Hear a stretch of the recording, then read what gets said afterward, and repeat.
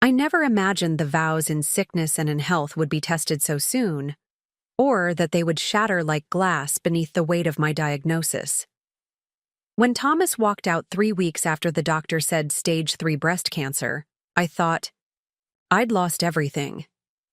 1 year later, as I stood in my gallery opening, surrounded by photographs documenting my journey through treatment, I turned to find him at the door, the same man who couldn't bear to watch me lose my hair now begging to share in my triumph. Some people can only recognize value when it's wrapped in success rather than struggle. Before we jump back in, tell us where you're tuning in from, and if this story touches you, make sure you're subscribed, because tomorrow, I've saved something extra special for you. The envelope sat unopened on our kitchen island for 6 hours. The medical center's logo peered up at me, a harbinger in sterile blue and white. I had promised Thomas I would wait until he came home from his conference so we could read the biopsy results together, but the weight of not knowing pressed against my chest, making it difficult to breathe. I was 34 years old. As a photojournalist with assignments that had taken me from urban conflicts in South America to humanitarian crises in West Africa, I had documented human suffering and resilience through my lens. I believed this. Professional intimacy with hardship had prepared me for whatever might come. I was accustomed to witnessing pain, framing it, exposing it properly, and sharing it with the world. I never considered how different it would feel when I couldn't step back from the viewfinder. Thomas and I had been married for 5 years. We met at a gallery show featuring my war zone photographs. He was a humanitarian aid coordinator attending to scout photographers for an upcoming NGO campaign. What began as professional admiration evolved into a deep connection that surprised us both. Thomas valued my artistic eye, my willingness to venture into difficult places, my ability to capture human dignity amid devastation. I admired his strategic mind, his genuine commitment to systemic change, his ability to transform compassion into effective action. Together, we created what I thought was an unshakable partnership. Our apartment in Seattle was filled with artifacts from our respective travels: hand-woven textiles from Guatemala, carved masks from Côte d'Ivoire, pottery from Peru. Each item told a story of human creativity transcending circumstance, a value system we thought we shared completely. We had decided to postpone having children until I had secured a staff position with National Geographic, a dream that seemed tantalizingly within reach after my photo essay on climate refugees had won a prestigious journalism award. Thomas had recently been promoted to regional director of his organization, which meant less fieldwork and more strategic planning from headquarters, a transition that would provide the stability we would need as parents. The lump appeared 3 days after my 34th birthday. I found it in the shower, a small hard ridge that seemed to have materialized overnight. Given my family history, my mother had survived breast cancer in her 40s, I didn't hesitate to schedule a mammogram, followed quickly by an ultrasound and then a biopsy. "It's probably nothing," Thomas reassured me, his arm around my shoulders as we left the radiologist's office. "You're young, healthy, active. These precautions are just good medical practice." I nodded, wanting to believe him. The statistics were on my side, after all. Young women rarely received breast cancer diagnoses. The radiologist had been carefully non-committal, maintaining clinical detachment as she explained the next steps.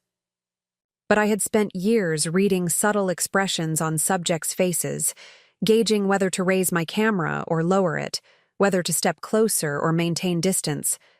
I had seen something flicker in the doctor's eyes, concern, perhaps, or recognition.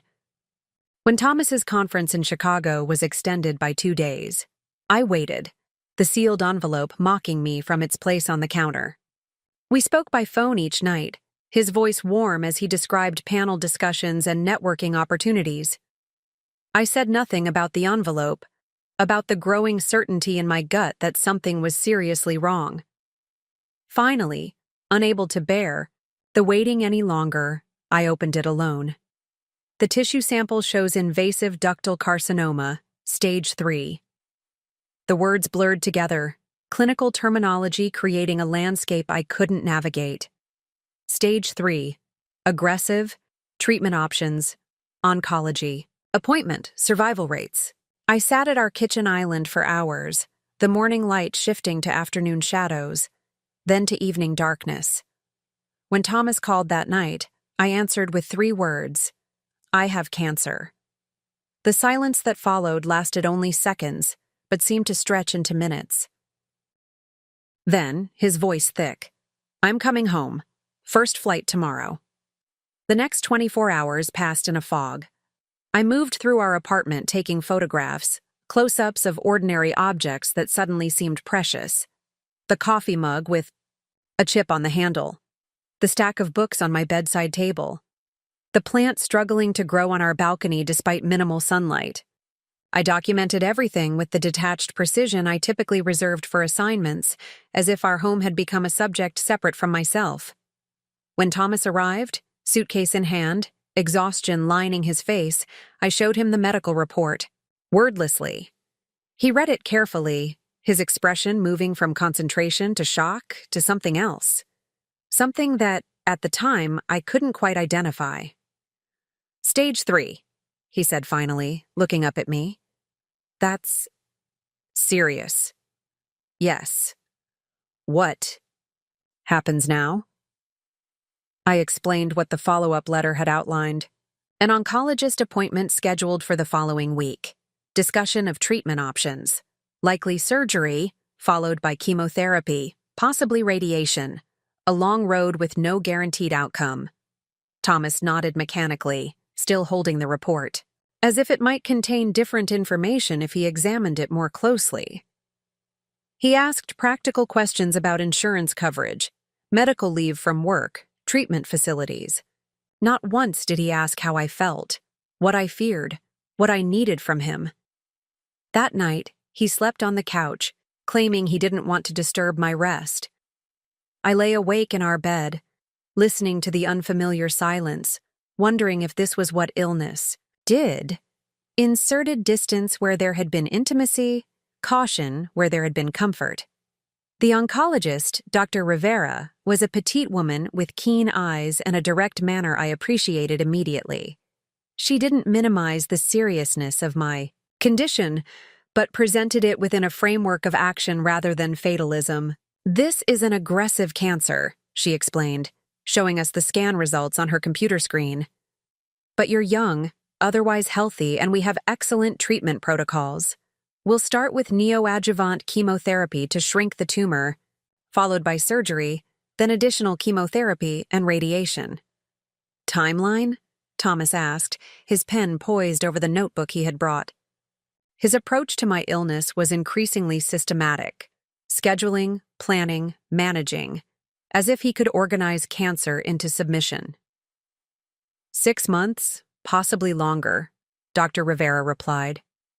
The initial chemotherapy will be most intensive, 12 weeks of weekly treatments.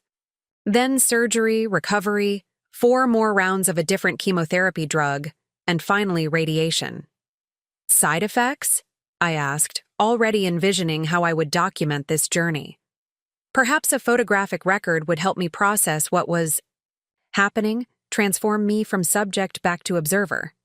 Dr. Rivera didn't sugarcoat it. Hair loss, almost certainly. Fatigue, nausea, potential neuropathy. Your immune system will be compromised. There are medications to help manage these effects, but they'll still impact your daily life significantly. Thomas continued taking notes, his handwriting unusually messy, the pen pressing hard enough into the paper that I could see indentations forming on the opposite page. When he looked up, his face had the same expression I'd seen in crisis zones. A controlled panic, a desperate calculation of resources versus needs, of risks versus potential benefits. When do we start? He asked. I'd like to begin treatment. Next week, Dr. Rivera said. We'll need to place a port for the chemotherapy drugs, run some additional tests to establish baseline organ function, and then move forward aggressively. In the car afterward, Thomas gripped the steering wheel so tightly his knuckles whitened. Neither of us spoke. The Seattle rain tapped gently against the windshield, creating rivulets that distorted the world outside, an apt metaphor for how my life had suddenly transformed. "I'll contact work tomorrow," I said finally, breaking the silence. "Arrange for medical leave." Thomas nodded. "Good. I'll call my parents. Let them know what's happening. Maybe they can come stay for a few weeks to help out." The suggestion surprised me. Thomas's parents lived in Minnesota and had always been respectful of our independence. The idea of them arriving to help out seemed like an overreaction, a disruption of our privacy during what would already be a challenging time. "I don't think that's necessary," I said carefully. "I'd rather we handle this ourselves, at least initially. Figure out our own rhythm with treatment before involving others." Thomas didn't respond directly, his gaze fixed on the road ahead. "You're going to need support. Practical support. Someone to drive you to appointments, manage the household, prepare meals when you're not feeling well. And that someone isn't you?" The question emerged more sharply than I'd intended. He flinched slightly. "Of course I'll be there, but I can't put my career on complete hold for 6 months or more. The Eastern Africa Initiative is at a critical stage. We're implementing new infrastructure in 3 refugee camps, training local staff, coordinating with government officials. People are depending on this program." The implied comparison hung in the air between us, his work saving lives versus my need for support during cancer treatment. One clearly outweighed the other in his mind. In that moment, I recognized the expression I hadn't been able to identify when he first read my diagnosis: resentment. As if my illness were an inconvenient disruption to his carefully constructed life plan, rather than a shared crisis we would face together. "I understand," I said, though I didn't. When we arrived home, Thomas immersed himself in work emails, while I sat on our balcony, camera in hand, capturing the shifting patterns of clouds over the city skyline. Through my viewfinder, everything still made sense. I could control the composition, the exposure, the moment of capture. The world beyond my lens, however, was rapidly spinning beyond my grasp. Preparing and narrating this story took us a lot of time, so if you are enjoying it, subscribe to our channel. It means a lot to us. Now back to the story. The first chemotherapy session brought reality crashing down with merciless clarity. The oncology center was designed to feel welcoming. Warm lighting, comfortable recliners, nature photographs adorning walls. But nothing could disguise its essential purpose. I sat among 24 others in various stages of treatment. Some reading books, others dozing. A few chatting quietly with companions who had come to provide support. Thomas accompanied me that first day, laptop open on the small side table, fingers tapping against keys as the nurse inserted the needle into my newly placed port. The medication felt cold as it entered my bloodstream, a strange sensation I hadn't anticipated. I wondered how to capture that feeling photographically, how to translate the invisible experience of chemotherapy into visual language. "You might not feel much today," the infusion nurse explained, adjusting the drip rate. "The side effects usually build over time. Days 3 to 5 are typically the most challenging after each treatment." Thomas looked up briefly. "How challenging?" "Exactly?" "It varies from person to person," she replied kindly. "Fatigue is almost universal. Nausea can be managed with medications. Some patients experience neuropathy, tingling or numbness in hands and feet." She didn't mention the psychological effects, the strange dissociation that comes from knowing your body contains poison deliberately administered, the cognitive fog that makes familiar tasks suddenly complex, the existential weight of betting. Your life on treatments that themselves cause suffering. Those I would discover on my own. 3 days after that first treatment, I woke at dawn, my body racked with nausea, unlike anything I'd experienced before. I barely made it to the bathroom before violently emptying the contents of my stomach. Thomas found me there an hour later, curled on the cool tile floor, unwilling to move for fear of triggering another wave of sickness. "Jesus, Olivia," he said, crouching beside me. "Why didn't you wake me?" "Didn't want to disturb you," I managed, the words scraping against my raw throat. "You have that video conference with Nairobi." His expression flickered between concern and calculation. "Let me help you back to bed, then I'll call the doctor about stronger anti-nausea medication."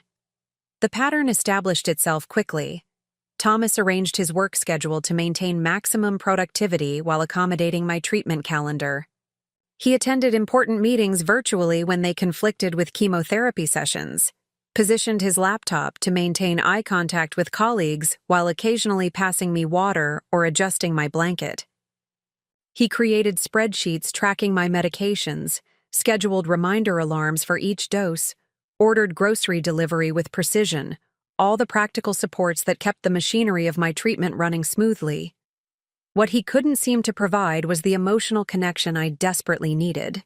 When I tried to express my fears about survival statistics, about permanent side effects, about whether I'd ever feel like myself again, he responded with clinical reassurance rather than empathy.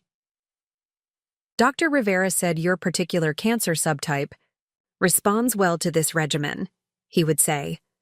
"The 5-year survival rates are encouraging, or side effects are temporary. Once treatment ends, you'll recover your energy." My closest friend, Renee, noticed the growing distance during her first visit after my diagnosis.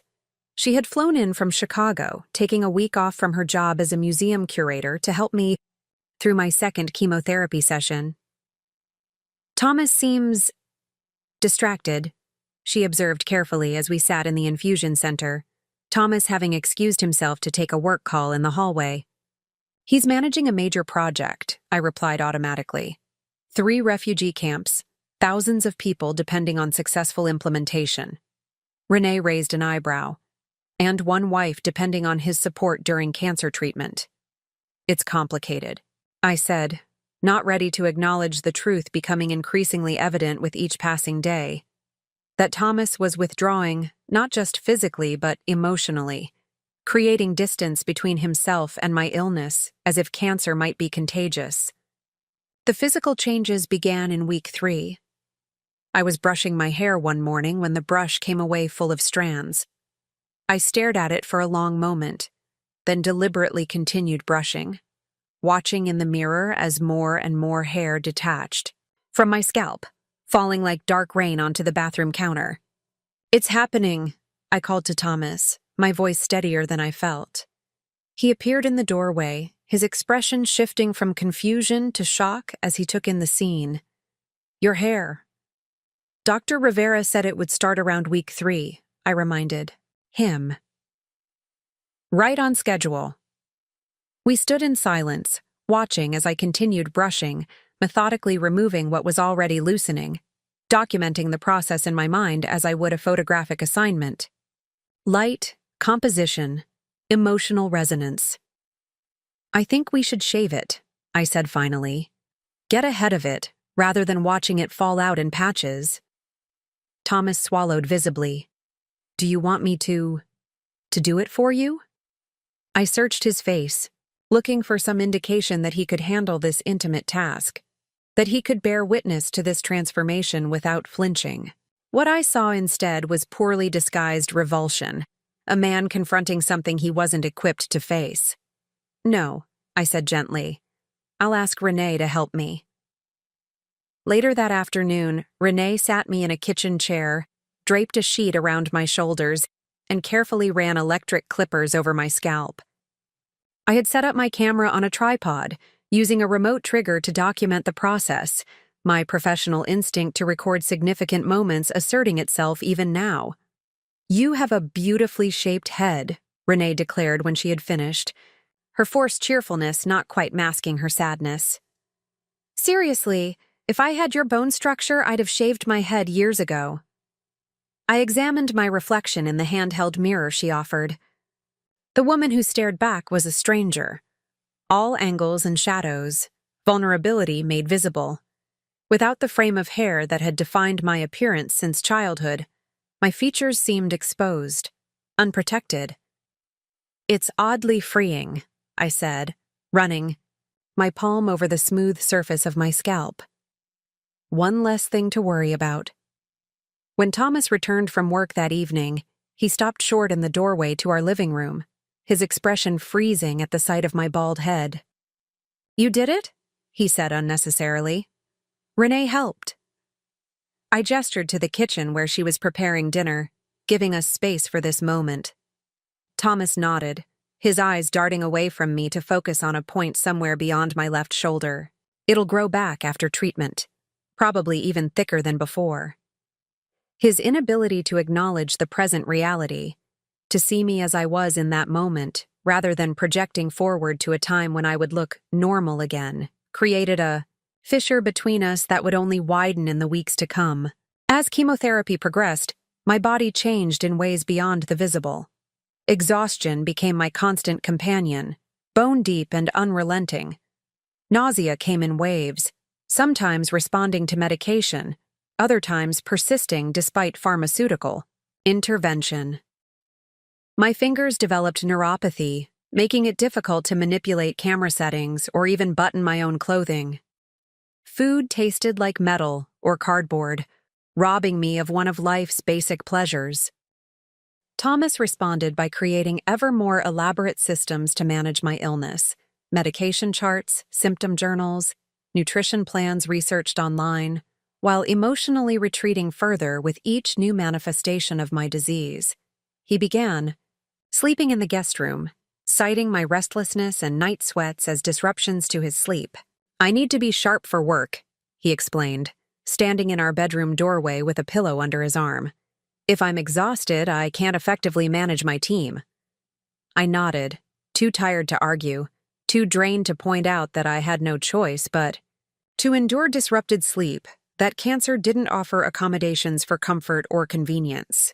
6 weeks into treatment, halfway through the initial chemotherapy protocol, Thomas began returning home later each evening. Meetings ran long. Traffic was unusually heavy. A colleague needed assistance with a crisis. The excuses varied, but the pattern was clear. He was finding reasons to minimize his time at home, to limit his exposure to the reality of my illness. On a particularly difficult evening, when nausea had kept me confined to the bathroom for hours, I heard him on the phone. In the hallway, his voice low but intense. "I can't do this, Mark. It's not what I signed up for. She's not even herself anymore." The words cut deeper than any surgical incision, confirmation of what I'd suspected but hadn't wanted to acknowledge, that Thomas saw my cancer as a fundamental alteration of my identity, a transformation that released him from his commitment to our marriage. 2 days later, I was sitting at our kitchen island attempting to eat dry toast, one of the few foods that didn't immediately trigger nausea, when Thomas appeared in the doorway. A suitcase stood beside him, the expensive leather weekender we'd purchased during our vacation in Portugal the previous year. "We need to talk, Olivia." I stared at the suitcase, my stomach dropping with a sensation entirely different from chemotherapy-induced nausea. "About what?" He set the suitcase down carefully, as if the sound of it hitting our hardwood floor might shatter something beyond repair. Perhaps it already had. "This isn't working," he said, his voice carrying a practiced tone that told me he'd rehearsed this speech. "I've tried, but I can't. I'm not built for this kind of situation." I clutched my robe tighter around my frail body, suddenly aware of how vulnerable I looked. Pale, bald, 20 pounds lighter than I'd been just 2 months earlier. "What kind of situation?" I asked, though I knew. "The in-sickness part of our vows." He flinched, the first genuine reaction I'd seen from him in weeks. "That's not fair." "Not fair." I almost laughed. What wasn't fair was the cancer eating away at my body. What wasn't fair was losing my hair, my energy, my sense of taste. What wasn't fair was my husband, the man who had promised to stand by me through anything, now standing before me with a packed bag. "Then explain it to me, Thomas," I said, surprising myself with the steadiness in my voice. "Help me understand what could possibly be more important than supporting your wife through cancer treatment." He looked at the floor, the wall, the ceiling, anywhere but at me. "I'm not leaving because of your cancer. It's more complicated than that." "Then uncomplicate it for me." He sighed, finally meeting my eyes. "We've been growing apart for a while now, Olivia, even before the diagnosis. Work, travel, our different priorities, it all made it easy to ignore, but this situation has forced me to face the truth. I'm not happy. I haven't been for some time." The toast I'd been struggling to eat turned to ash in my mouth. Growing apart. Was that what he called it when one person silently withdraws while the other remains fully committed? And my cancer diagnosis was just, what? Convenient timing for you to finally admit it? His jaw tightened. "That's not what I'm saying." "Then what are you saying, Thomas? Because from where I'm sitting, weak from chemotherapy, fighting for my life, it looks very much like you're abandoning me when I need you most." He ran his hand through his hair, that familiar gesture now infuriating in its familiarity. "I can't be the person you need right now. I've tried, but I just can't. You deserve someone who can support you properly through this. And you've decided that person isn't you." It wasn't a question.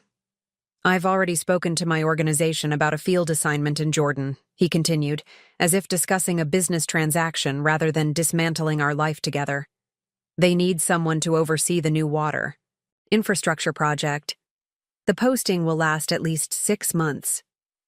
6 months, the exact timeline Dr. Rivera had outlined for my full treatment course. The coincidence was too perfect to be accidental. Thomas had found a way to physically remove himself not just from our home, but from the country, to place himself beyond the reach of judgment from friends and colleagues who might question his decision to leave during my illness. "So you're going to help strangers access clean water while your wife faces cancer treatment alone." The irony wasn't lost on me. "Very humanitarian of you." He winced. "You won't be alone. Renee has offered to stay through the end of the month. Your parents can visit after that. The hospital has support groups, social workers." "Stop." I held up a hand, unable to bear his list of replacements, of people and services that would fill the void his departure would create. "Just stop." A heavy silence fell between us, filled with all the things we weren't saying. How this moment revealed the conditional nature of his love. How my illness had exposed the fragility of what I'd thought was an unbreakable bond. How, in the end, he had chosen his comfort over my need. "When are you leaving?" I asked finally, practical questions being easier to formulate than emotional ones. "Tomorrow morning, early flight to Amman. Already booked, already planned. The decision made long before this conversation." I nodded, a strange calm settling over me. "I hope you find whatever you're looking for there, Thomas.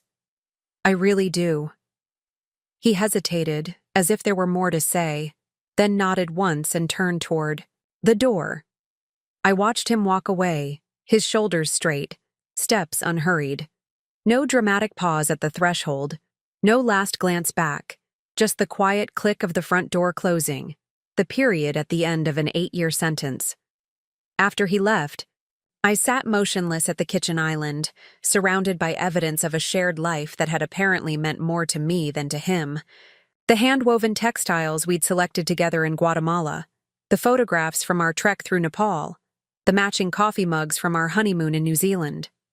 All of it suddenly felt like props on an abandoned stage, the play having ended, while I was still reciting my lines. Renee found me there an hour later, returning from grocery shopping with bags of easy-to-digest food she'd researched specifically for chemotherapy patients. "That absolute bastard!" she spat when I told her what had happened. I passed him on the street as I was parking. He couldn't even look me in the eye. He's gone, I said, the words feeling strange on my tongue, similar to how I have cancer had felt just weeks earlier, new and terrifying realities that my brain struggled to process. Oh, Liv! Renee wrapped her arms around me, careful of the port implanted beneath my collarbone. I'm so sorry. So sorry. I felt numb, disconnected from my body. He said we've been growing apart, that he's not happy.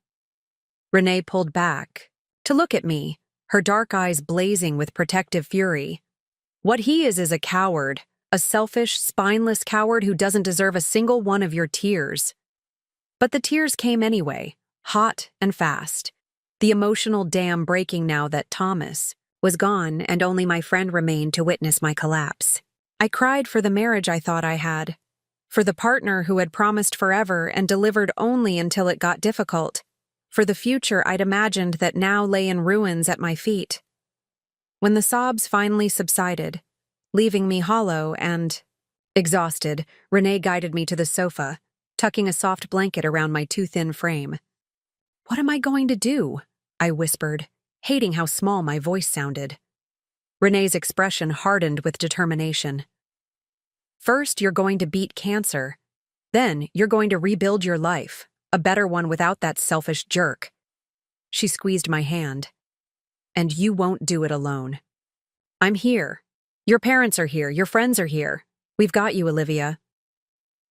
The days following Thomas's departure blurred together in a haze of chemo side effects and grief.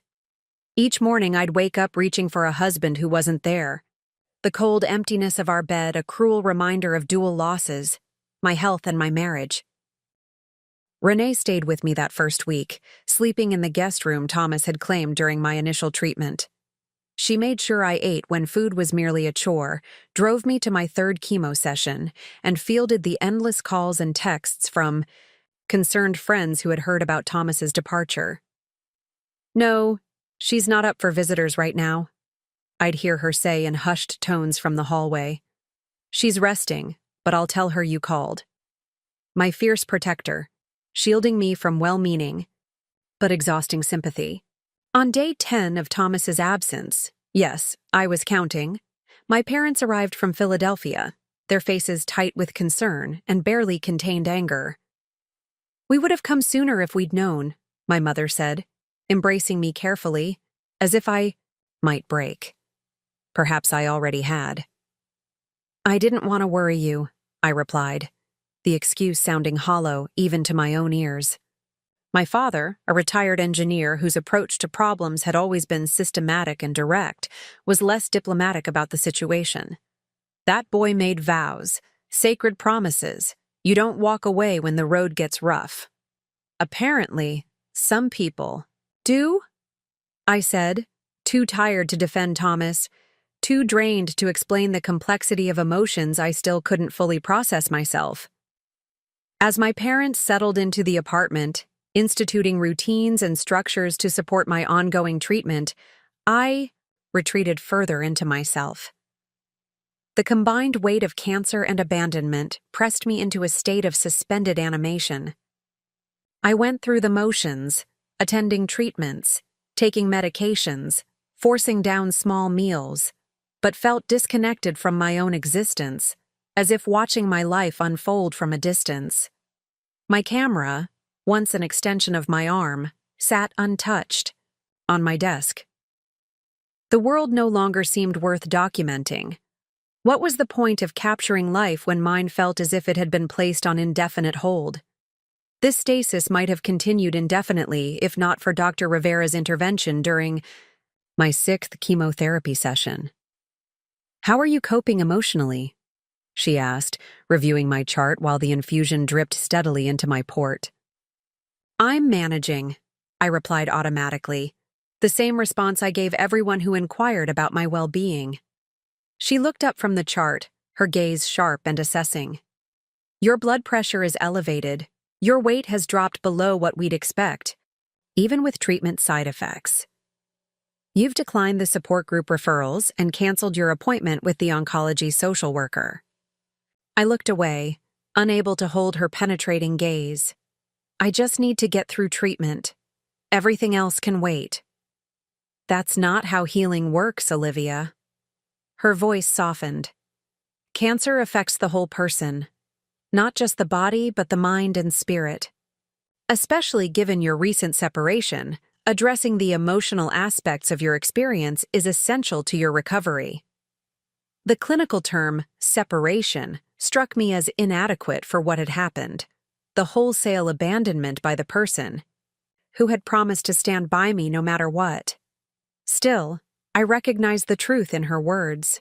I was only half participating in my own healing, going through required motions without the internal commitment necessary for true recovery. What do you suggest? I asked finally. Start with something that brought you joy before cancer, something that connected you to yourself and to the world. Photography. The answer was immediate and obvious, though the thought of picking up my camera again filled me with both longing and dread. My identity as a photographer had always been tied to my ability to move through the world freely, to travel to remote locations, to endure physical challenges in pursuit of the perfect image. With cancer limiting my mobility, depleting my energy, and transforming my appearance, could I still find meaning in the medium that had defined my professional life? That evening, after my parents had retired to the guest room, I sat alone in the living room, looking out at the Seattle skyline illuminated against the night sky. On impulse, I reached for my camera bag, untouched since before my diagnosis, and withdrew my favorite Nikon. The familiar weight in my hands brought an unexpected rush of emotion, connection to my pre-cancer self, to the woman who had fearlessly documented war zones and natural disasters, who had believed in the power of images to evoke empathy and inspire action. I raised the viewfinder to my eye, adjusting settings from muscle memory, and began photographing the city lights from my window. Nothing groundbreaking, nothing that would ever appear in a gallery or magazine. Just simple compositions of light and shadow, practicing the act of seeing, of framing, of deciding what deserves to be preserved. When I reviewed the images on the small LCD screen, I was struck by something I hadn't consciously intended. Each photograph contained reflections, lights mirrored in glass or water, creating dual images that spoke to division and connection, simultaneously. Without planning it, I had begun creating visual metaphors for my own experience, the splitting of life into before and after, the fragmentation of identity caused by both cancer and abandonment. For the first time since Thomas walked out, I felt a spark of creative energy, a small but significant reconnection to my essential self. Cancer had changed my body, abandonment had altered my perception of my marriage, but my eye, the fundamental way I saw and interpreted the world, remained intact. That night, I slept deeply for the first time in weeks, the camera beside my pillow like a talisman against further loss. The next morning, I opened my laptop and created a new folder titled Treatment Journey. It was time to turn my photographer's eye inward, to document not just the physical realities of cancer treatment, but the emotional landscape of healing in the wake of dual traumas. I began simply, with self-portraits that didn't flinch from the truth of my transformed appearance, the baldness, the pallor, the protruding collarbones, the port visible beneath thin skin. These weren't images meant for others to see, at least not yet. They were for me, visual evidence of what I was enduring and surviving day by day. As chemotherapy continued, as my body cycled through sickness and partial recovery with each treatment, I expanded my documentation. I photographed the medications lined up on my bathroom counter, the calendar marked with treatment dates, the scale showing numbers I hadn't seen since high school. I captured the changing light in my apartment at different hours, the view from my treatment chair at the oncology center, the faces of nurses who had become unexpected anchors in my weekly routine. Gradually, I began including other people in my visual chronicle: Renee during her weekend visits, My parents preparing meals in the kitchen, fellow patients in the waiting room, with their permission, always. These images revealed not just the isolation of serious illness, but the constellations of support that can form in the void, left by those who leave. 3 months into my 6-month treatment protocol, I received an email from Thomas. It was the first contact since his departure. For Jordan. Olivia, it began without preamble. I hope your treatment is progressing well. Things here are challenging but rewarding. The water project is transforming lives in the refugee community. I sometimes think about our conversations regarding documenting humanitarian work and wish you could see what's happening here.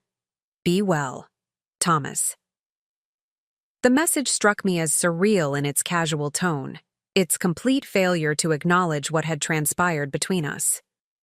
No mention of his abandonment during my cancer treatment, no inquiry about my well-being beyond the perfunctory hope that medical intervention was progressing well. No recognition of the pain his departure had caused. Just an anecdote about his work and a wistful reference to my professional skills. I showed the email to Renee during her next visit, watching as her expression shifted from disbelief to outrage. "Is he serious?" she demanded, rereading the brief message. "He walks out on you during cancer treatment, disappears to another continent, then emails like your casual acquaintances sharing updates on your interesting lives?" Apparently. Are you going to respond? I considered the question seriously. No. There's nothing to say that would change anything. Better to focus my energy on healing. Renee studied me for a long moment, then nodded. I think that's wise. And healthy. What I didn't tell her was that Thomas's email, inadequate as it was, had crystallized something important for me. The realization that I no longer felt the acute pain of his absence. Somewhere in the daily work of enduring treatment and rediscovering. My creative vision. The wound of abandonment had begun to heal, not into seamless wholeness, but into a new configuration that acknowledged the injury while refusing to be defined by it. I deleted the email and picked up my camera instead. Mid-treatment scans brought unexpected good news. The tumor had shrunk significantly, responding better to chemotherapy than Dr. Rivera had initially predicted. I sat in her office, staring at the before and after images displayed on her computer screen, physical evidence of the battle my body was waging at the cellular level. "This is excellent progress, Olivia," she said, her professional demeanor warming with genuine pleasure. "If this response continues, we may be able to perform a less extensive surgery than originally planned." Less extensive meaning? I prompted, needing clear parameters, concrete details to incorporate into my new reality. Initially, we were considering a modified radical mastectomy given the tumor size and lymph node involvement. Now, we may be able to perform a lumpectomy with sentinel node removal, a significantly less invasive procedure with shorter recovery time. I nodded, absorbing this information with the same methodical approach I'd applied to learning new photographics techniques or navigating unfamiliar territories on assignment. Knowledge as foundation, understanding as structure, action as completion. What does this mean for the overall treatment timeline? We'll complete the remaining 6 weeks of pre-surgical chemotherapy, then schedule surgery. Post-operatively, you'll still need additional chemotherapy and radiation, but we're looking at a more favorable long-term prognosis based on this early response. For the first time since my diagnosis, I allowed myself to consider a future beyond treatment. Not just survival, but recovery, rebuilding, rediscovery of purpose. The glimpse of possibility felt dangerous, as if hoping might somehow tempt fate, yet necessary for the journey ahead. That evening, as my father prepared dinner, he had discovered an unexpected talent for creating bland yet nutritionally optimized meals that my chemo-sensitized stomach could tolerate. I shared the encouraging news. "That's wonderful, sweetheart," my mother said, her eyes bright with unshed tears. The first real milestone. My father turned from the stove, wooden spoon in hand. I never doubted it. You've always been the strongest person in this family. Their unwavering faith, the absolute certainty with which they'd approached my illness from the beginning, stood in stark contrast to Thomas's retreat at the first sign of difficulty. The comparison wasn't lost on any of us, though we carefully avoided mentioning his name in our daily conversations. Later, alone in my room, I reviewed the photographs I'd taken that week. Close-ups of the spring blossoms emerging in the park. Across from my apartment building, portraits of fellow patients in the chemotherapy suite, with their permission. Abstract compositions of medical equipment transformed by unconventional angles and lighting. Among these images were self-portraits documenting my changed body. Not just the obvious alterations of baldness and weight loss, but the subtle transformations visible only through close observation. The new sharpness of my cheekbones, the more prominent blue veining beneath pale skin, the altered landscape of a body under siege, yet fighting with remarkable determination. Looking at these self-portraits, I realized I had captured something beyond physical change, a fundamental shift in perspective evident in my eyes, in the set of my mouth, in the way I held my head. Cancer and abandonment had stripped away artifice and pretense, leaving behind a more essential version of myself, distilled through suffering into something clearer, more defined. On impulse, I created a private online gallery titled Reconstruction, not because I was ready to share these images widely, but because naming something gives it power and purpose. Each photograph represented not just what had been lost, but what remained, what was emerging from the crucible of this experience.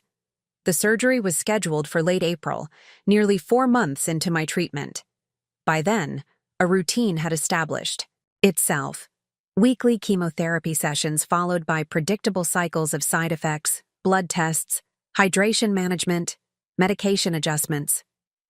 My parents had settled into our shared living arrangement with remarkable adaptability, creating space for my independence while providing consistent support. As the surgical date approached, I found myself increasingly focused on documenting the final phase of pre-operative treatment. I carried my camera to every medical appointment, photographing waiting rooms, corridors, even the changing light patterns on hospital walls throughout the day. These images would never win photojournalism awards or grace the pages of National Geographic, yet they held profound personal significance. Evidence of a journey I hadn't chosen but was navigating with growing confidence. 2 days before surgery, an unexpected email arrived from Martin Sullivan, the photo editor who had published my award-winning climate refugee series. "Olivia," he wrote, "I've been thinking about your distinctive eye for human resilience. We're planning a special issue on healthcare access globally scheduled for next spring. When you're further along in your recovery, yes, I've heard through the grapevine, would you consider contributing? Your perspective, both as photographer and patient, would bring unique insight to the project. No pressure, just planting a seed." The message stunned me, not just the awareness of my personal situation, the photography community had always been intimately interconnected, but the implicit assumption that I would return to professional work, that my identity as a photographer remained intact despite everything that had changed. I read the email 3 times, each reading revealing new layers. Martin wasn't offering charity or accommodation. He was recognizing potential value in my transformed perspective. He wasn't suggesting I return to conflict zones or remote locations. He was opening a door to applying my skills in a new context informed by lived experience. For the first time, I allowed myself to imagine a professional future shaped by rather than diminished by what I'd endured. Cancer not as career interruption, but as perspective enhancer. Abandonment not as defining failure, but as unexpected liberation. The morning of surgery dawned clear and cool, Seattle's notoriously gray skies giving way to unexpected sunshine. My parents drove me to the hospital in pre-dawn darkness, the 3 of us quiet with anticipation. I'd packed minimally for my stay. Comfortable clothing, essential toiletries, my journal, and, despite hospital regulations technically prohibiting it, my compact mirrorless camera tucked into the bottom of my bag. The surgical prep area hummed with efficient activity as nurses verified my identity, confirmed surgical consent forms, started IV lines, and checked vital signs. Dr. Karim, my surgical oncologist, visited briefly to review the procedure one final time, her confidence reassuring as she marked incision sites with purple surgical marker. "Any questions before we begin?" she asked, her eyes kind above her mask. "Will I still be me?" The question emerged unbidden, revealing my deepest fear. Not death, but fundamental alteration beyond the physical changes already experienced. She placed a gentle hand on my shoulder. "You will always be you, Olivia. Changed, certainly. Marked by this experience, without question. But your essential self, your vision, your voice, your unique perspective, these remain intact. Sometimes, they even grow stronger through adversity."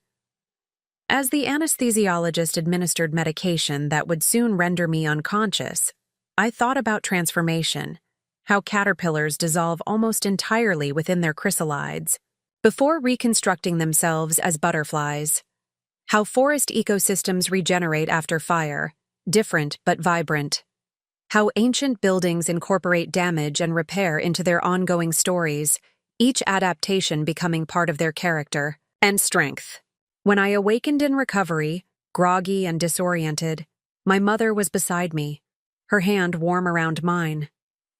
"It went perfectly," she said, leaning close so I could hear her through the post-anesthesia fog. "Dr. Karim got everything she needed to get. Clean margins, only 2 lymph nodes removed." I nodded, relief flooding through me despite the pain beginning to make itself known at the surgical site. The tumor was gone. The diseased lymph nodes excised. The physical intruder that had upended my life had been removed, leaving behind a new landscape to navigate. Scarred but healing, altered but intact. Recovery progressed steadily. The pathology report brought the news we'd hoped for. No cancer cells in the surgical margins, no evidence of disease in the remaining lymph nodes.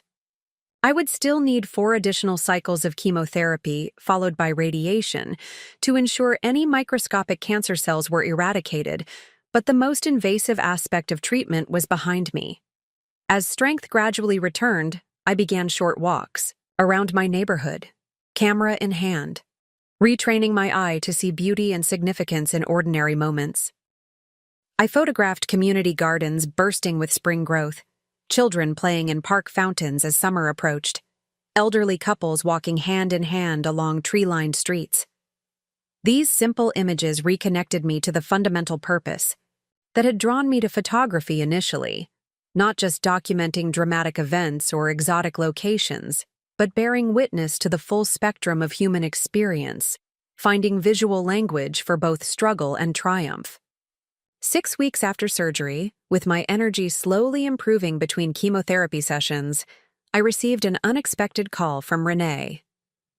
"I've been thinking," she began without preamble, typical of our decades-long friendship. "The Chicago Art Center is hosting an exhibition series called Embodied Experience, focused on artists documenting personal medical journeys. The curator is a friend of mine from graduate school. Would you consider submitting some of your treatment photographs?" The suggestion caught me off guard. My cancer documentation had begun as private processing, therapeutic rather than artistic, never intended for public viewing. "I don't know, Renee. They're very personal, very raw." "That's precisely why they're powerful," she countered. "You've captured something universal through your individual experience. The vulnerability of illness, the alienation of bodily transformation, the reconstruction of identity after trauma." "They're not polished like my professional work," I protested weakly. "Some are just smartphone snapshots taken during treatment. Art isn't about technical perfection. It's about authentic communication. These images speak truth about an experience many face, but few document with your level of insight. I promised to consider the opportunity, though privately I remained skeptical. My self-image as a photographer had always been tied to documenting others' experiences, bearing witness to external events rather than turning the lens inward. Could images born from personal crisis hold value beyond my own processing? That evening, I reviewed the collection I'd amassed over 5 months of treatment. Hundreds of photographs chronicling everything from medication arrays to hospital, architecture to self-portraits documenting physical transformation. Viewed collectively, they told a story not just of cancer but of human adaptability, of identity both disrupted and reconstituted through challenge.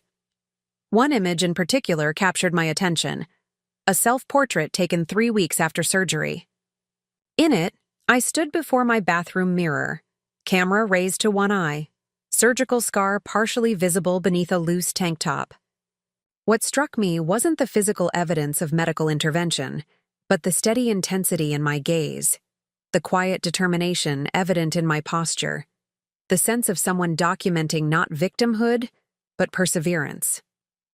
Looking at this photograph, I recognized something I hadn't fully acknowledged, that in the midst of losing so much, health, hair, marriage, professional momentum, I had discovered a new capacity for seeing clearly, for bearing witness to my own experience with the same compassionate observation I'd previously reserved for subjects in crisis zones. The next morning, I called Renee. I'll submit a series for the exhibition, but not just treatment photos. I want to create a narrative arc from diagnosis through treatment to whatever comes next. Whatever comes next, she repeated thoughtfully. I like that framing, open-ended but forward-looking. Exactly. This story isn't finished yet. I'm still discovering what reconstruction really means, physically, emotionally, creatively. As I began selecting and sequencing images for the exhibition proposal, something shifted in my relationship to both cancer and abandonment. These experiences remained significant chapters in my life story, but they no longer defined the entire narrative.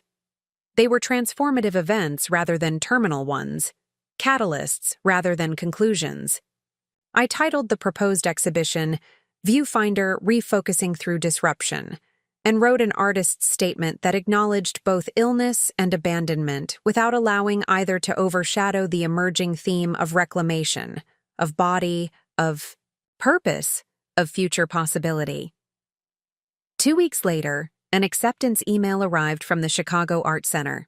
My exhibition would open in November, featuring 25 photographs documenting my cancer journey alongside new work exploring post-treatment identity reconstruction. The curator's note described the series as unflinchingly honest, yet ultimately hopeful, a visual testament to resilience through radical disruption. As I completed my final chemotherapy session in early July, 6 months after diagnosis, Dr. Rivera presented me with the traditional small bell to ring, signifying completion of this phase of treatment. Radiation would follow, 5 days a week for 6 weeks. But the most physically demanding aspect of cancer treatment was concluding. I stood before the nurse's station, bell in hand. My parents and Renee, who had flown in for the occasion, gathered around me. Fellow patients and medical staff paused their activities, participating in this ritual that acknowledged both individual struggle and collective support. As I rang the bell, its clear tone resonating through the infusion center, I felt something unexpected. Not just relief or pride of accomplishment, but profound gratitude for this unwanted journey that had stripped away pretense and revealed essential truths about connection, purpose, and personal strength. Cancer had taken much from me. Thomas's abandonment had shattered my understanding of partnership and commitment.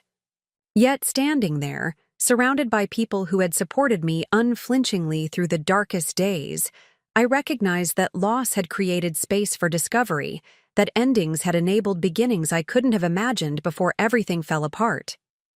The bell's final tone faded into silence, and in that moment I raised my camera.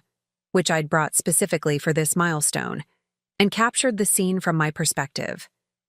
The smiling faces of nurses who had become friends, fellow patients, offering silent solidarity, my parents with tears streaming unashamedly down their faces, Renee giving a thumbs up from behind everyone else. Not an ending, but a transition. Not recovery in the sense of returning to what was before, but reconstruction into something new, something unexpectedly substantial, built on foundations more honest and therefore more enduring than what had been lost. Radiation therapy brought its own unique challenges, less systemically devastating than chemotherapy, but grinding in its daily repetition.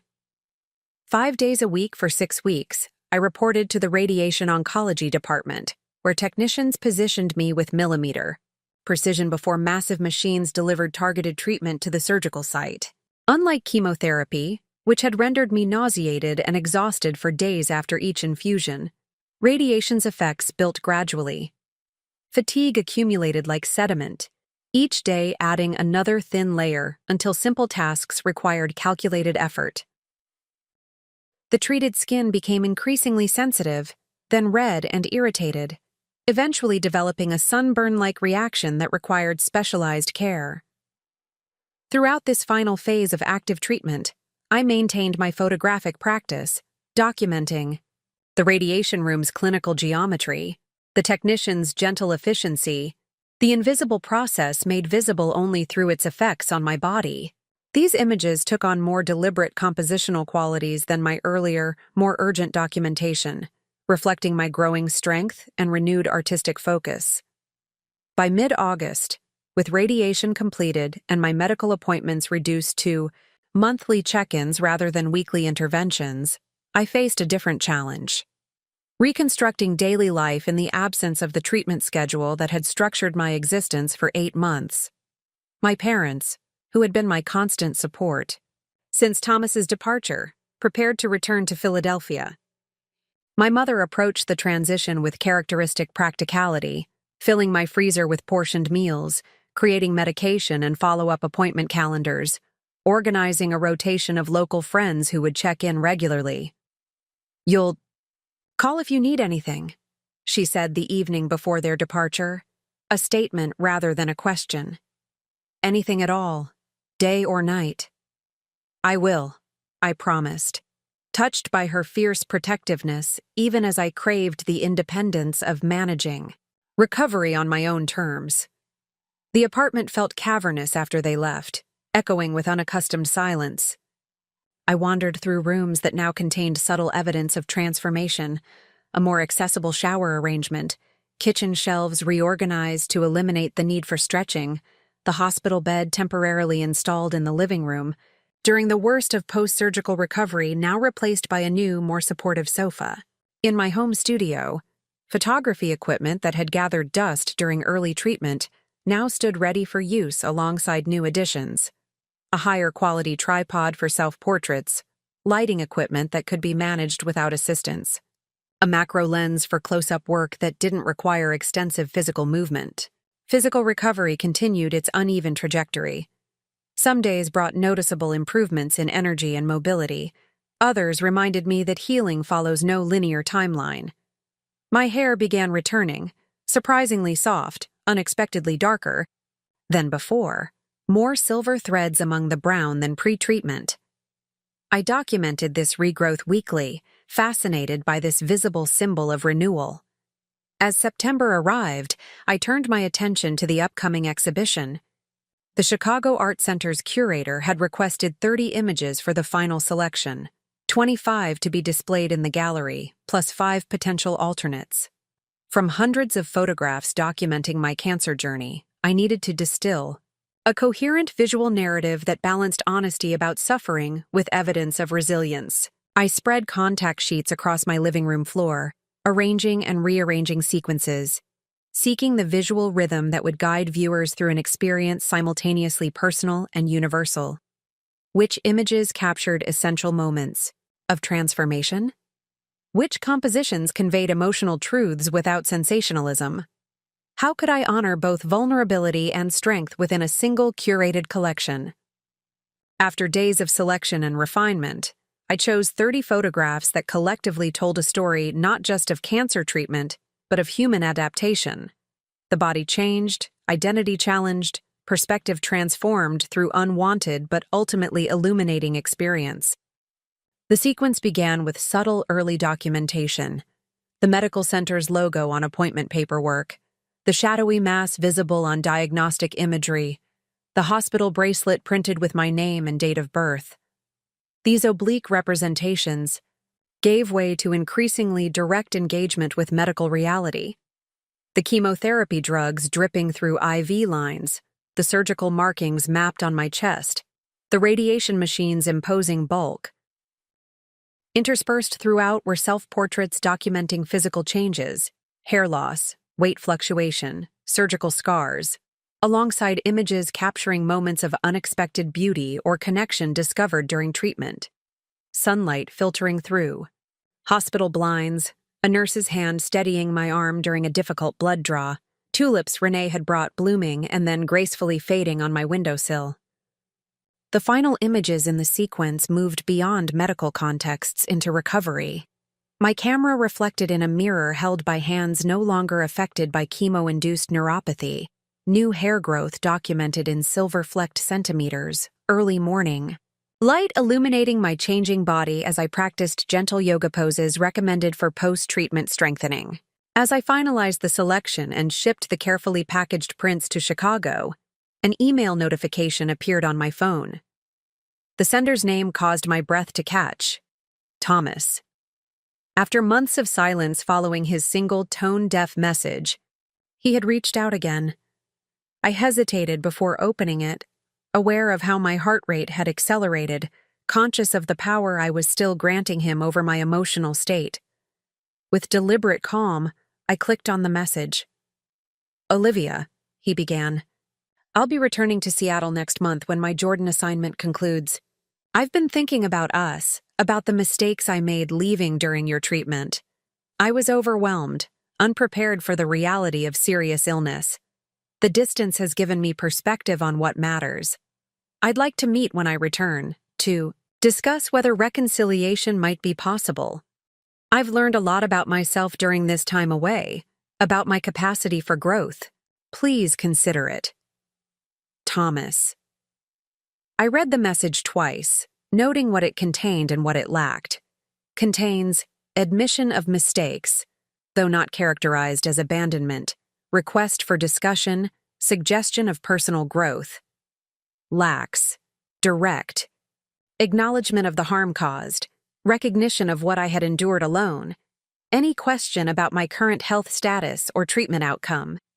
Most tellingly, the message positioned his leaving as a response to being overwhelmed, rather than a fundamental breach of commitment, framed his return as an opportunity for reconciliation, rather than acknowledging it as a request for unearned forgiveness.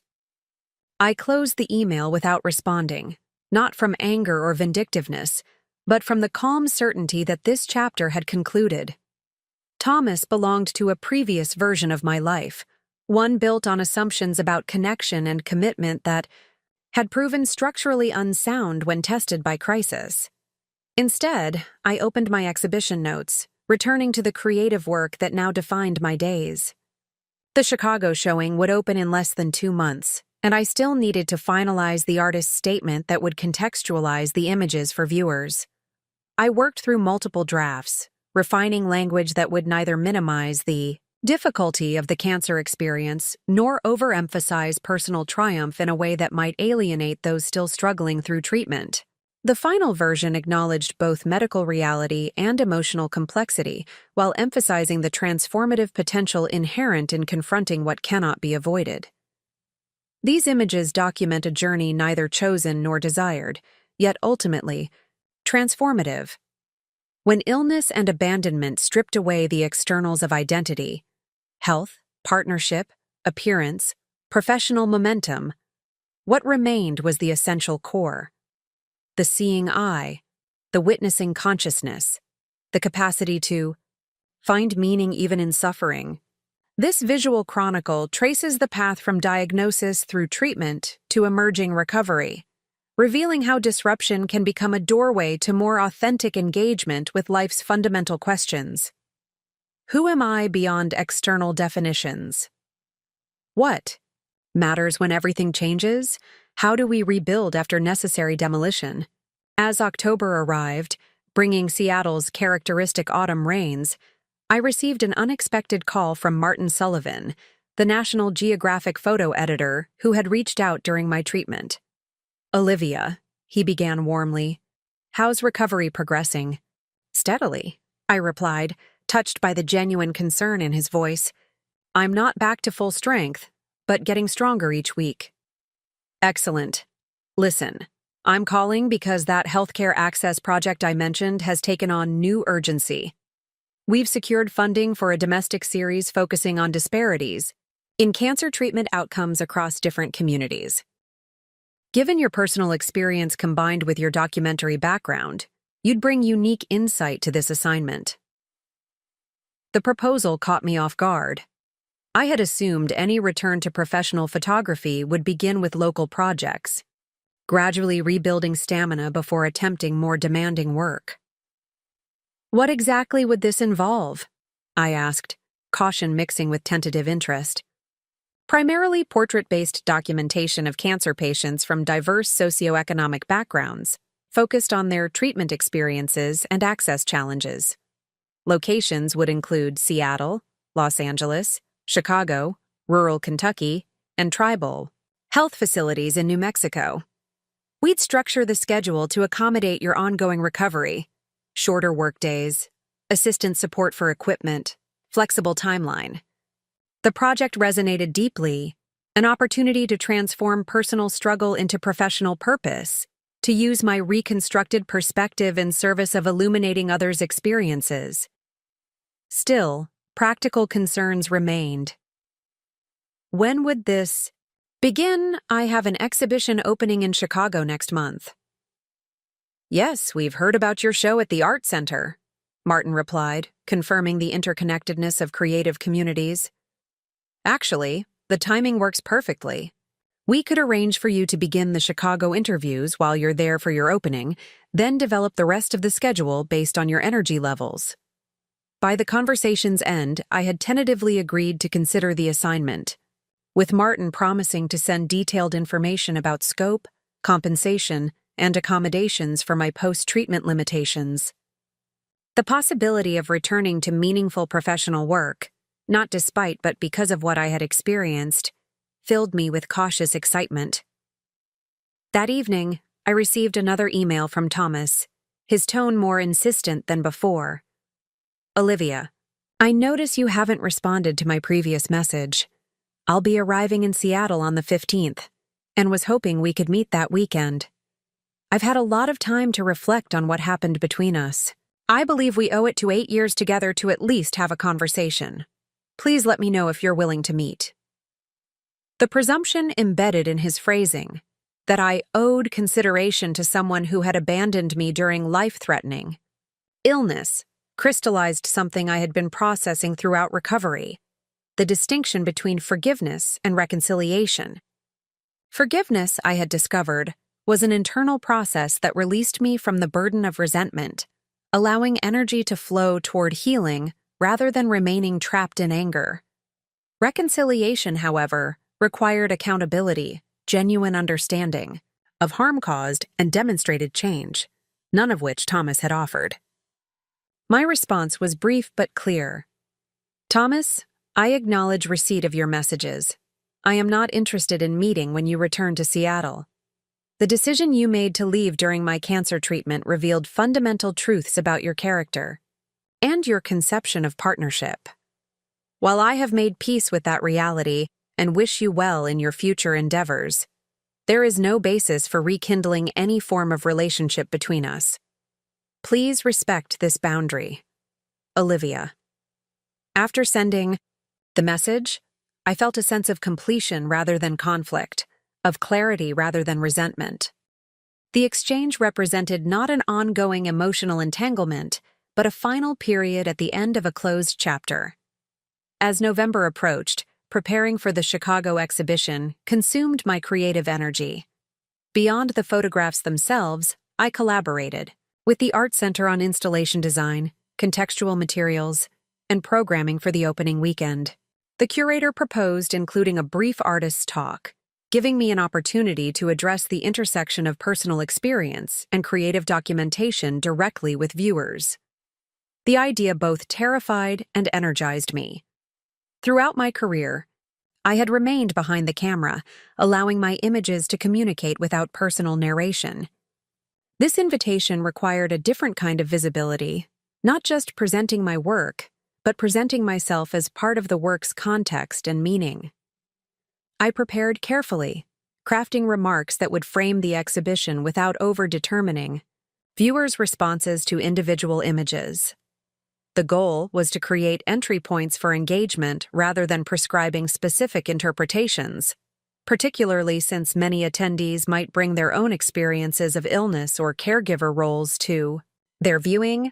The week before departure for Chicago, I received final confirmation of the National Geographic assignment, structured to begin with 2 interview sessions during my exhibition visit and continue with a flexible schedule in other locations over the following 3 months. The terms were generous, with provisions for necessary rest days and assistant support for equipment management. This professional opportunity, emerging directly from the most challenging experience of my life, felt like the completion of a circle, not a return to what had been before, but an evolution into something more integrated, where personal insight enhanced professional vision. 2 days before my flight to Chicago, a package arrived from Jordan. I recognized Thomas's handwriting on the customs form, the familiar slant of letters bringing an unexpected wave of memory, not longing, but acknowledgement of the shared history that had once defined my daily existence. Inside, wrapped in layers of protective materials, was a small ceramic vessel, simply glazed in blues and greens. A note accompanied it. "Olivia, I saw this at a women's pottery cooperative near the refugee camp and thought of you. Regardless of your decision about meeting, I wanted you to have something beautiful that emerged from a place of hardship. The artisan who created this lost her home in the conflict, but has rebuilt her life through creativity. It reminded me of your resilience. Thomas." I placed the vessel on my windowsill, acknowledging its beauty while recognizing the complex motivations behind its sending. The gift represented Thomas's narrative about our situation, one that positioned him as the appreciative witness to my resilience rather than the cause of additional suffering during already difficult circumstances. Yet the object itself, separated from its giver's intentions, held its own integrity. Created by a woman who had transcended devastating loss, it served as a tangible reminder that beauty can emerge from disruption, that skillful hands can transform raw materials of suffering into vessels of meaning. In this complexity lay an important lesson about reconstruction, the ability to incorporate painful experiences into a new wholeness without allowing them to dominate or define the emerging structure. The ceramic piece would remain on my windowsill, neither hidden away nor given special prominence, simply integrated into the evolving landscape of my reconstructed life. The morning of my departure for Chicago dawned clear and cool, the November sun casting long shadows across my apartment. I stood before the mirror, studying my reflection. Hair now a silver-threaded pixie cut, body still thinner than before diagnosis, but gradually regaining strength, eyes holding a depth of experience both earned and endured. I was neither the woman Thomas had married nor the patient who had endured 8 months of cancer treatment. I was someone new yet continuous, shaped by these experiences but not defined by them, carrying their imprint while moving beyond their immediate impact. As I prepared to present my journey publicly through the exhibition, I recognized that sharing vulnerability required greater strength than maintaining polished perfection, that true resilience includes acknowledging fragility rather than denying it. That reconstruction doesn't erase damage, but incorporates it into a more authentic structure. The cancer that had threatened my life had also, paradoxically, cleared away assumptions and pretenses that had limited my vision. The abandonment that had shattered my understanding of partnership had ultimately freed me to build connections based on demonstrated character rather than promised commitment. I zipped my suitcase closed, packed my camera equipment, and took one final photograph before departure. A simple composition of morning light illuminating the ceramic vessel from Jordan, shadow and illumination creating complexity on its curved surface. Neither an ending nor a beginning, but a moment of integration. Not recovery in the sense of returning to what was before, but reconstruction into something new, something tempered by difficulty, strengthened through challenge, and ultimately more resilient than what had been lost. Chicago greeted me with its characteristic November chill, a bracing wind off Lake Michigan that cut through my wool coat as I exited the airport terminal. The city's skyline glittered against a gunmetal sky, architectural marvels standing in defiance of gravity and weather, much like the human spirit's capacity to rise despite forces pulling downward. The Chicago Art Center had arranged accommodations in a boutique hotel within walking distance of the gallery, a thoughtful consideration given my still recovering energy levels. My room overlooked Millennium Park, the iconic Cloud Gate sculpture, colloquially known as the Bean, visible from my window, its reflective surface distorting and multiplying reality in ways that resonated with my current perspective on life's unexpected transformations. The exhibition installation was scheduled for the following day, but I couldn't resist visiting the gallery space that evening, wanting to feel its dimensions and energy before my work occupied its walls. The center occupied a renovated industrial building in the West Loop, its soaring ceilings and exposed brick walls creating a container both sturdy and flexible, structure providing freedom rather than constraint. Jessica Chen, the curator who had championed my exhibition, met me at the entrance. A woman in her early 40s with an architectural pixie cut and penetrating gaze, she greeted me with professional warmth. "Olivia, welcome to Chicago. I can't tell you how honored we are to present your work." She gestured toward the empty gallery. "This is your space for the next 6 weeks. Tomorrow we'll transform it together." We walked the perimeter slowly, discussing sightlines, lighting options, and text placement. Jessica had clearly studied my photographs deeply, understanding their rhythms and relationships, the visual conversations between sequential images, the necessary breathing space between emotional intensities. "The response to the pre-opening publicity has been extraordinary," she mentioned as we examined the entrance wall where my artist's statement would be displayed. "We've had unprecedented media interest, along with requests from medical schools and cancer support organizations for special viewings." The news surprised me. "Medical schools?" Jessica nodded. "Your work bridges disciplines in a unique way. The visual documentation of the cancer experience from a patient-artist perspective has educational value beyond the art world. Several oncologists have contacted us about using your images in their teaching. This unexpected extension of purpose, from personal processing to artistic expression to educational resource, hadn't occurred to me. The possibility that my photographs might help medical professionals better understand their patients' experiences added a dimension of meaning beyond my original intent. "There's something else," Jessica continued, her tone shifting slightly. "A major collector has expressed interest in acquiring the entire series for their foundation's permanent collection. They specialize in work addressing health and human resilience. This would include funding to print additional exhibition sets that could travel to hospitals and wellness centers nationally." The proposition stunned me. Not just recognition of artistic merit, but amplification of impact, extending the reach of these deeply personal images into spaces where they might provide connection and understanding for others navigating similar terrain. "I'll need to think about that," I said carefully. "The idea is compelling, but these photographs represent an intensely private journey made public. I want to be thoughtful about further distribution."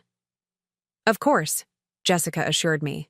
"You should experience the exhibition first, See how it feels to share these images in a physical space with viewers before making decisions about their future life.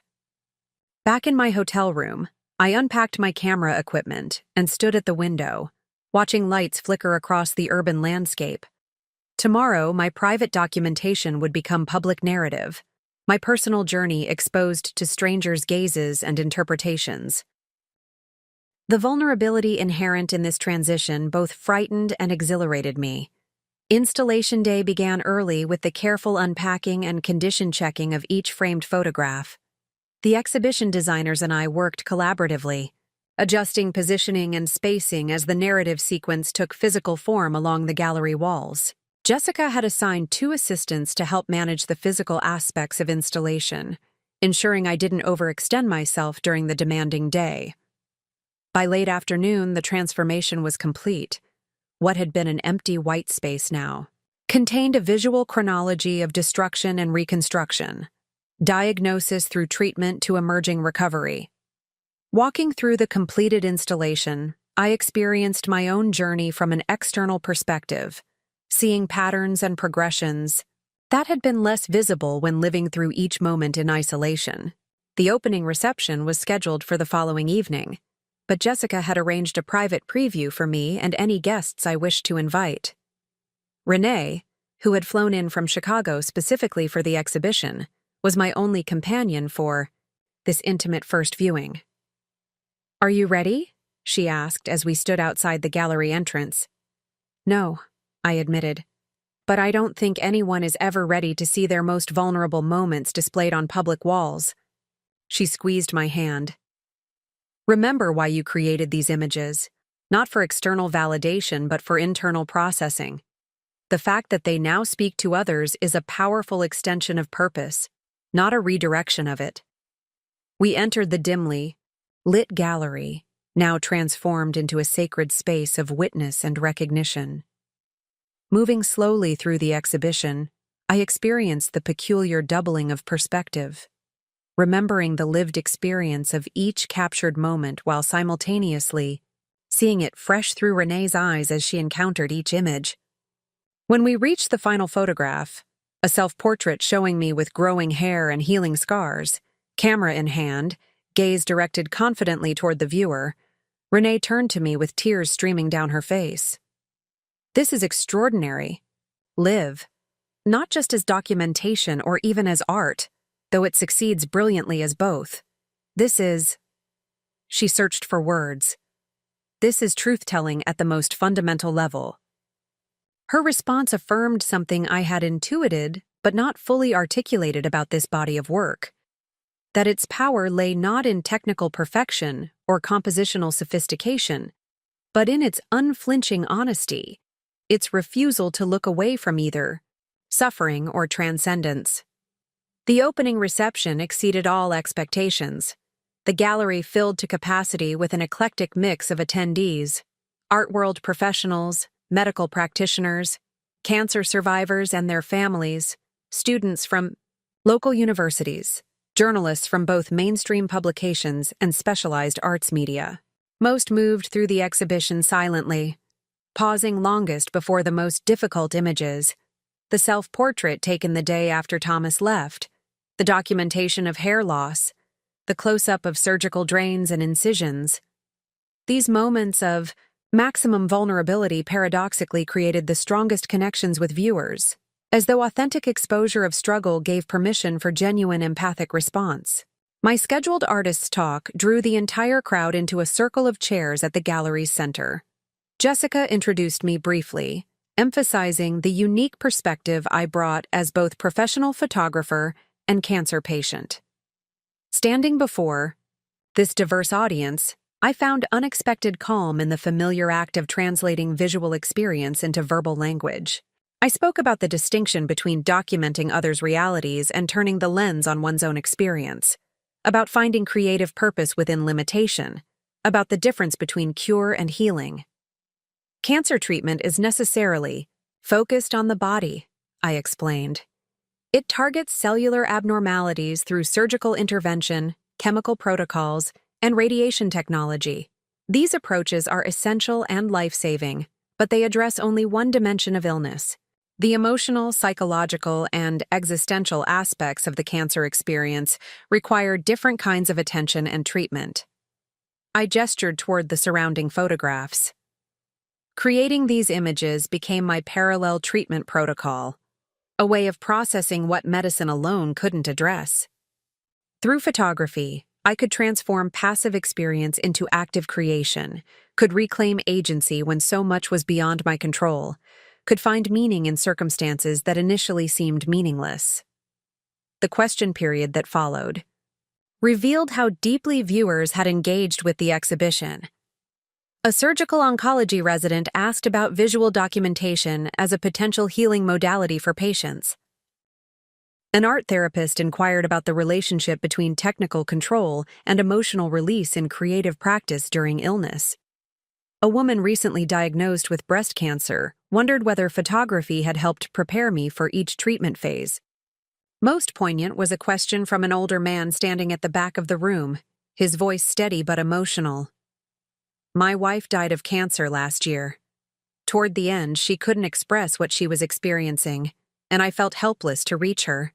Across that divide. Looking at your photographs, I feel I understand something she couldn't tell me. Do you think images can bridge those gaps? The question touched the essential purpose that had emerged from this body of work. Not just personal processing or artistic expression, but communication across the isolation that serious illness can create. I believe they can, I replied carefully. Not as substitutes for direct communication, but as supplements to it. Visual language can express contradictions and complexities that words sometimes can't contain. How something can be both terrible and transformative. How loss can create space for discovery. How the same experience can break and remake us simultaneously. After the formal program concluded, many attendees approached individually, sharing personal connections to the exhibition's themes. A breast cancer survivor showed me her own mastectomy scar. A fellow photographer described documenting his partner's terminal illness. A medical student thanked me for helping her better understand patient experience. Throughout these intimate exchanges, I remained aware of a powerful alchemy occurring. My private suffering, transformed through creative documentation, and public sharing, was becoming a resource for others navigating similar terrain. The exhibition was functioning not just as artistic display, but as connective tissue between separated experiences, as visible evidence that even the most isolating journeys can be witnessed and understood. As the crowd thinned toward evening's end, Jessica approached with a distinguished-looking woman in her 60s, elegant, silver-haired, with an intensity of focus that suggested someone accustomed to careful observation. Olivia, I'd like to introduce Dr. Eleanor Blackwood, founder of the Threshold Foundation. Dr. Blackwood is the collector I mentioned who's interested in acquiring your series. We shook hands, her grip firm and direct. Ms. Rivers, your work is extraordinary. It communicates medical reality with unflinching clarity while simultaneously conveying the emotional journey with remarkable nuance. This combination is precisely what our collection seeks to preserve and share. Thank you, I replied, genuinely moved by her assessment. May I ask what draws you personally to this type of work? Something shifted in her expression, a momentary vulnerability beneath the professional exterior. Before establishing the foundation, I practiced oncology for 30 years. I witnessed thousands of patients through treatment, but always felt there was a dimension of their experience I couldn't fully comprehend despite my medical expertise. She gestured toward the surrounding photographs. Your images bridge that gap. They show what happens beyond clinical monitoring, the private reckonings, the identity negotiations, the simultaneous fragility and strength that medical charts can't capture. This visual language has tremendous value for both practitioners and patients.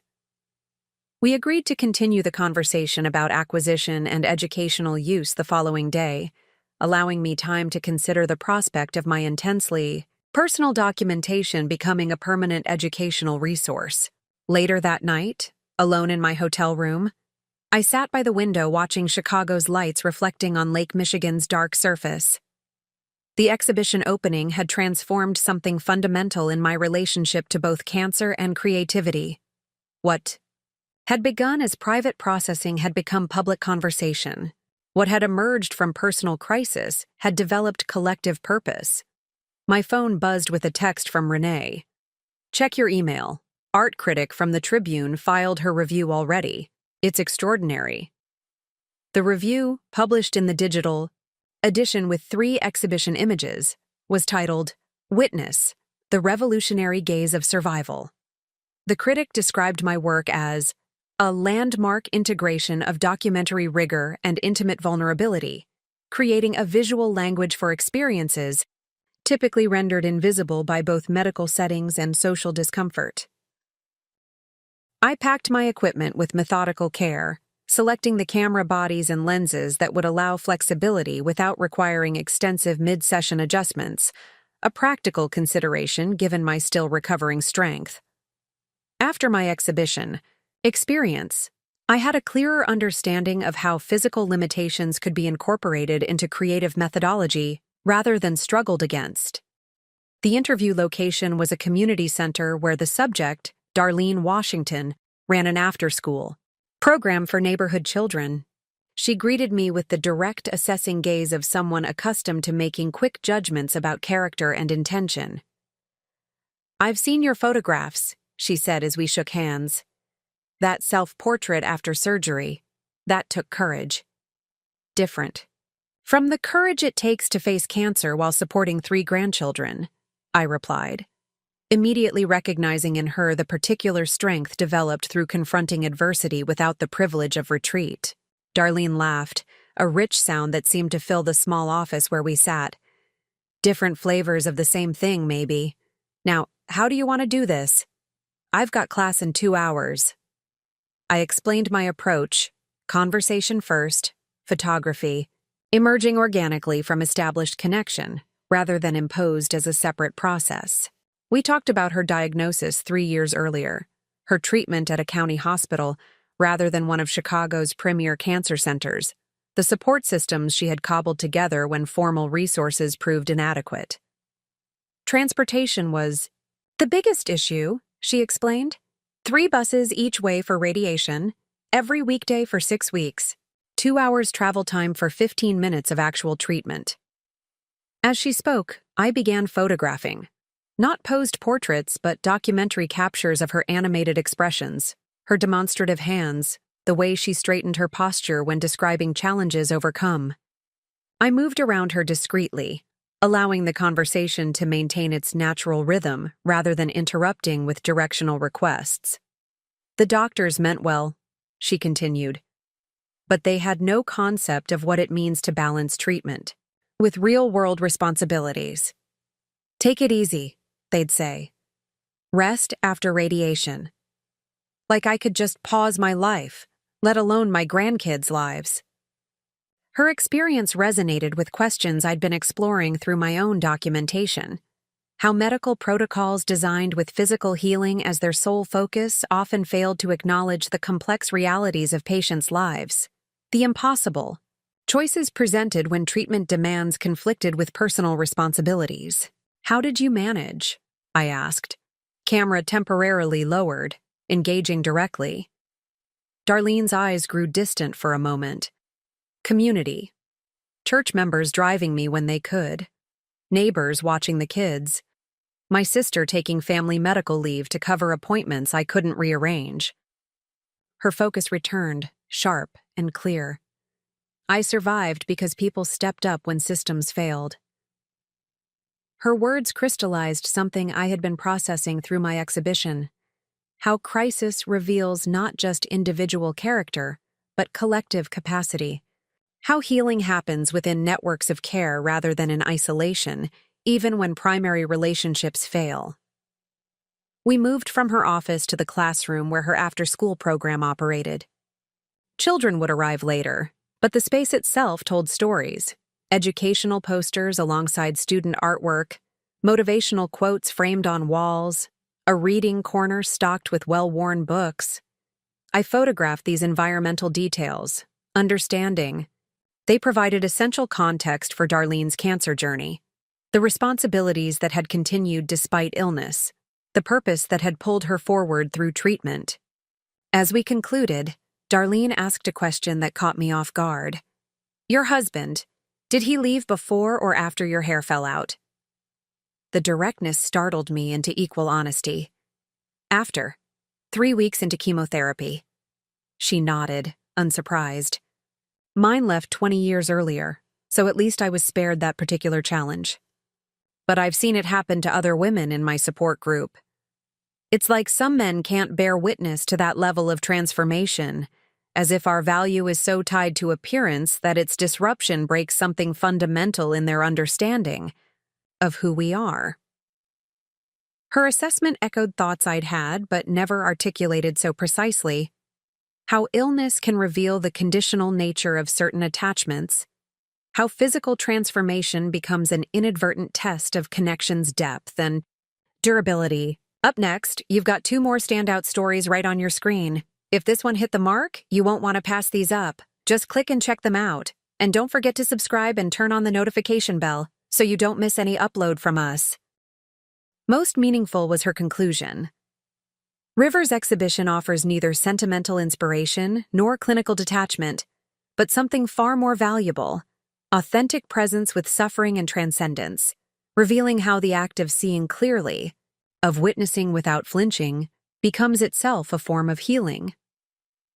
This external validation, while gratifying, felt secondary to the deeper confirmation I'd experienced watching viewers engage directly with the photographs, seeing recognition dawn in their expressions, hearing personal connections in their questions and comments.